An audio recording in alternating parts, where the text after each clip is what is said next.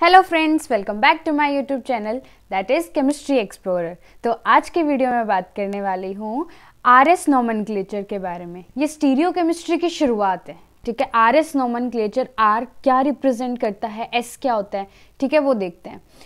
Are का मतलब होता है यहाँ पे रेक्टस। रेक्टस मतलब राइट। जब डायरेक्शन क्लॉकवाइज होगी तो उसको बोलते हैं आर, ठीक है।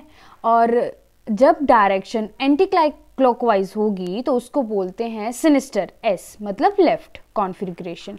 हमें इसमें पता करना है कि कॉन्फ़िगरेशन आर है या एस है, ठीक है। उसको पता करने के लिए यहाँ पे हम कुछ रूल्स पढ़ने वाले हैं, तो ध्यान दीजिए। कुछ सीक्वेंस रूल है, मतलब प्रायोरिटी डिज़ाइन करते हैं उसमें कि किस एटम को, किस मॉलिक्यूल को हम कितनी प्रायोरिटी देंगे, वो कैसे प्रायोरिटी देंगे। Priority to 4 atom और group of atom attached to the chiral center। एक chiral कार्बन होता है जिससे डिफरेंट एटम्स जुड़े होते हैं, 4 डिफरेंट एटम जुड़े होते हैं। उस कार्बन को बोलते हैं हम chiral center। अब उसकी प्रायोरिटी देनी है, हमें उसकी प्रायोरिटी डिसाइड करनी है, तो कैसे करेंगे।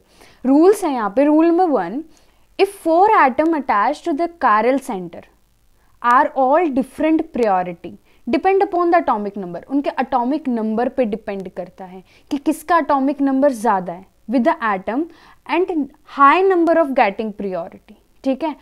अगर मान लीजिए इसका एक हाइड्रोजन ले लिया, एक हीलियम ले लिया एक एटम पे, ठीक है। अब हीलियम का अटोमिक नंबर ज़्यादा है तो हम उसको प्रायोरिटी ज़्यादा देंगे। अब रूल नंबर 2 क्या कहता है, इन केस ऑफ आइसोटोप्स, आइसोटोप मतलब अटोमिक नंबर जिनका सेम हो और मास डिफरेंट हो, जैसे कि हाइड्रोजन एटॉमिक नंबर सेम है किसके साथ, ड्यूटेरियम के साथ, डी के साथ।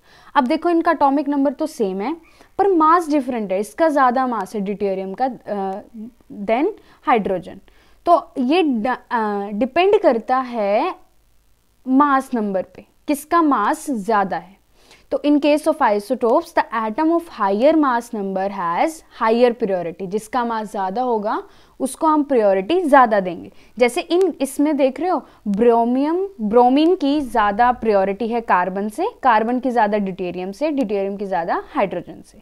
इनके मास की वजह से जितना ज़्यादा मास होगा उतनी ज़्यादा हम उसको प्रायोरिटी देंगे, ठीक है।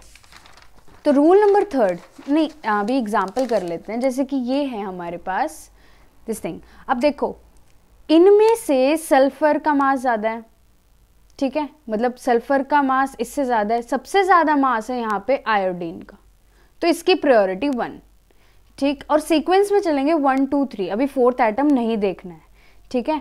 अब इसकी प्रायोरिटी 1, फिर सेकंड पे क्लोरीन का मास ज़्यादा, फिर सल्फर का मास ज़्यादा एंड देन सबसे छोटा मास हाइड्रोजन का।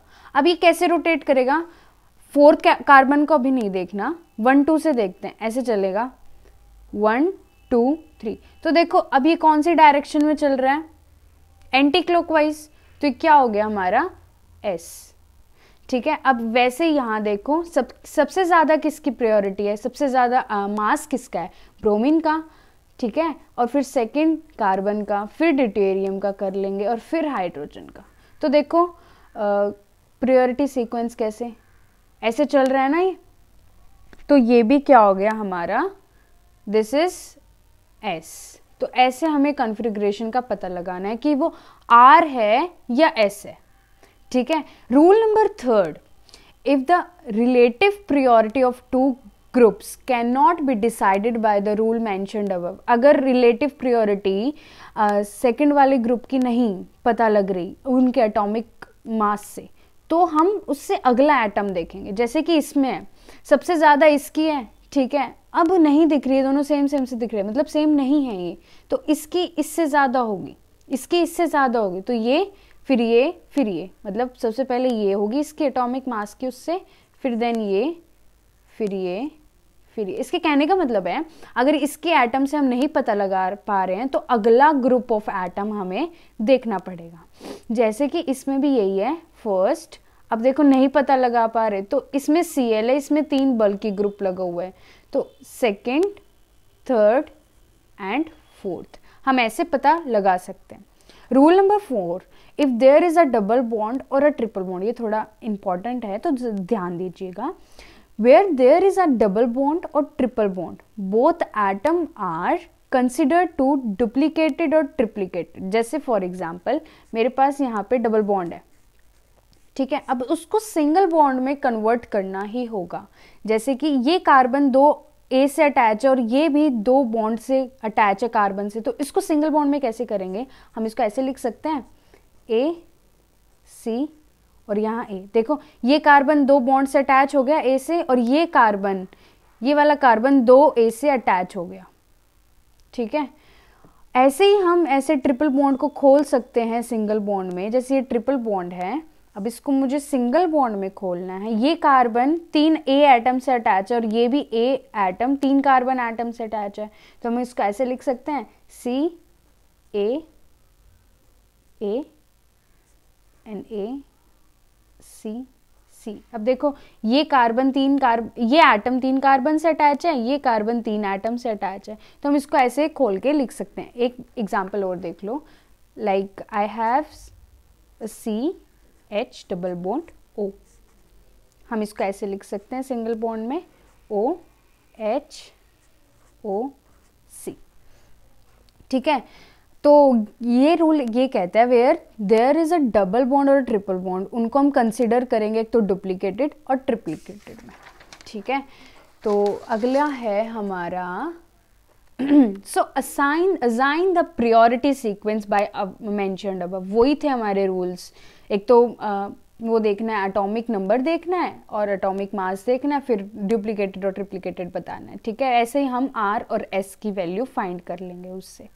Find out the position of the fourth group. अच्छा, अब मैंने पहले बोला था कि फोर्थ ग्रुप को नहीं देखिएगा, फर्स्ट सेकंड थर्ड को देखेंगे, ठीक है. वो फर्स्ट सेकंड थर्ड कनेक्टेड है, वो एक सर्कल बनाएंगे. अगर वो in case 1 if fourth group is below the plane, अगर fourth group below the plane हुआ तो जैसे वही कर रहे हैं हम, जैसे होगा वो, ठीक है. बिलो द प्लेन हुआ, अगर हाई प्रायोरिटी से लो प्रायोरिटी जा रहा है तो वो क्लॉकवाइज का मतलब आर का मतलब रेक्टस, ठीक है.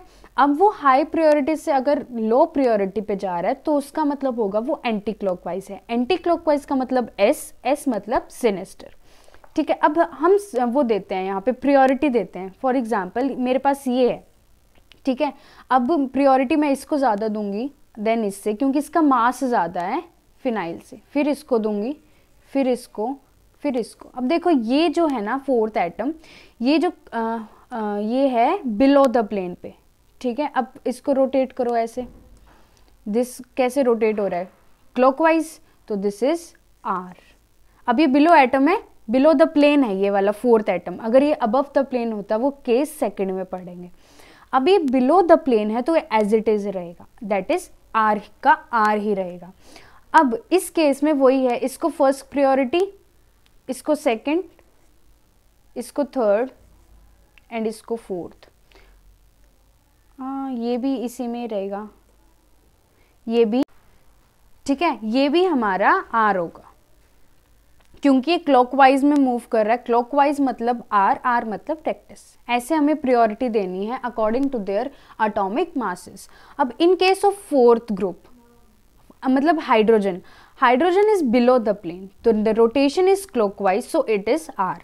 हाइड्रोजन जो है हमें फोर्थ ग्रुप में देखना, अगर वो बिलो द प्लेन है तो वो रोटेशन ऐसे ही करेगी जैसे हो रहा है. क्लॉकवाइज है तो आर, एंटी क्लॉकवाइज है तो एस. अगर case number second, if fourth group is above the plane, अगर फोर्थ ग्रुप जो है हमारा वो अबव द प्लेन आ रहा है, like kind of this is above the plane, this is below the plane. अगर वो अबव द प्लेन आ रहा है तो क्या होगा? देखो ध्यान से देखना. अबव द प्लेन के केसेस में जैसे ये है, एग्जाम्पल से समझते हैं इसको. ये है सॉरी, सबसे ज़्यादा एटॉमिक मास इसका ये है 1, इसका सेकंड, इसका हम थर्ड करेंगे और इसको फोर्थ. 1 2 3 डायरेक्शन में चलना, 1 2 3 मतलब ये ऐसे रोटेट हो रहा है, ठीक है. अब ये ऐसे ही रोटेट हो रहा है तो मतलब क्लॉकवाइज में हो रहा है. पर जो फोर्थ कार्बन है, मतलब जो ये फोर्थ ग्रुप है वो है अबव द प्लेन, तो ये क्लॉकवाइज में भी हो रहा हो तो अबव द प्लेन हो तो उसका अपोजिट हो जाएगा, मतलब आर होना आर चाहिए था पर ये अबव द प्लेन है तो हमारा कॉन्फ़िगरेशन आ जाएगी हमारी एस। ठीक है। Case number third, if fourth group is on the plane then do double interchange in such a way that the fourth group undergo below the plane। अगर मान लीजिए हमारा fourth group on the plane है, ठीक है, तो double interchange करना है, हमें ऐसे इंटरचेंज करना है जैसे fourth group below the plane आ जाए। देखो कैसे करेंगे, पहले इसके सीक्वेंस लिख लें। OH को फर्स्ट प्रायोरिटी देंगे, फिर इसको देन इसको। अब देखो जो फोर्थ ग्रुप है ये है ऑन द प्लेन, हमें ऐसे करना है कि ये बिलो द प्लेन आ जाए। फर्स्ट इंटरचेंज करो इसका,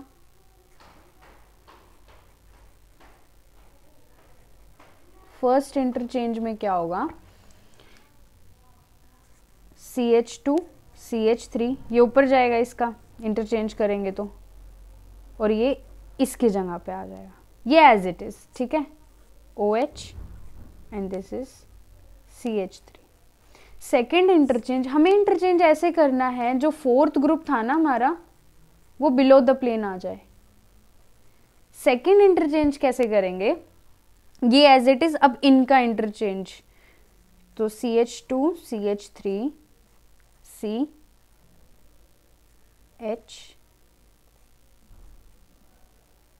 यहाँ पे CH3 की जगह OH और यहाँ पे CH3।